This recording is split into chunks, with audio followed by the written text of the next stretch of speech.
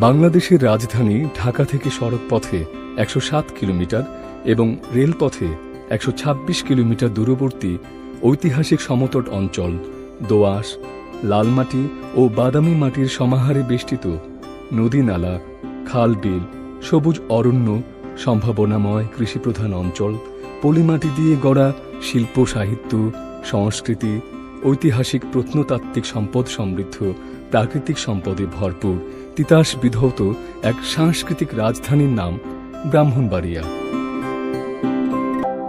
ব্রাহ্মণবাড়িয়ার অবস্থান ও পরিচয়।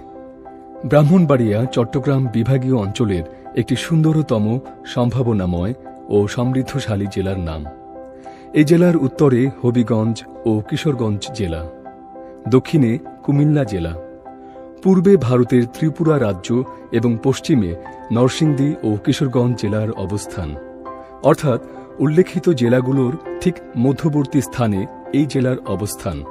ব্রাহ্মণবাড়িয়া শুরুতে ত্রিপুরা জেলার অন্তর্গত থাকলেও ভারত বিভাগের পর ব্রাহ্মণবাড়িয়া কুমিল্লা জেলার একটি মহকুমা হিসেবে পরিচিতি পায়।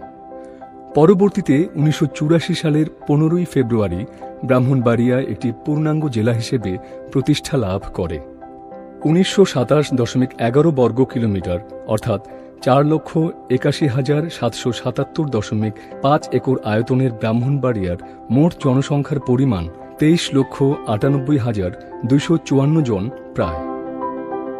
ব্রাহ্মণবাড়িয়া জেলাটি মোট ৯টি থানা নিয়ে গঠিত। থানাগুলো হল ব্রাহ্মণবাড়িয়া সদর, নাসিরনগর, সরাইল, আশুগঞ্জ, নবীনগর, বাঞ্ছারামপুর, কসবা, আখাউড়া ও বিজয়নগর। শিল্প, সংস্কৃতি, সাহিত্য ও মুক্তিযুদ্ধে ব্রাহ্মণবাড়িয়া। যুগে যুগে ও কালে কালে এ জেলায় জন্মগ্রহণকারী কৃতি মানবেরা কিংবা কৃতি সন্তানেরা তাদের কর্মে ও সফলতায় এ জেলার ইতিহাসকে গোটা দুনিয়া জুড়ে করেছেন সমৃদ্ধ, সাফল্যময় ও গৌরবের।